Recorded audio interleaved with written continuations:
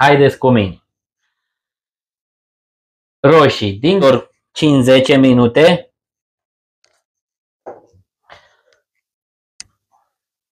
Așa.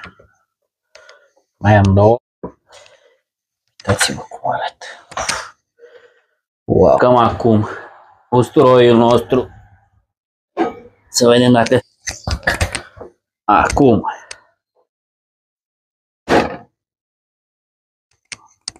Mai le dăm la cuptor 2 minute. Mai le încercăm până se rumenesc.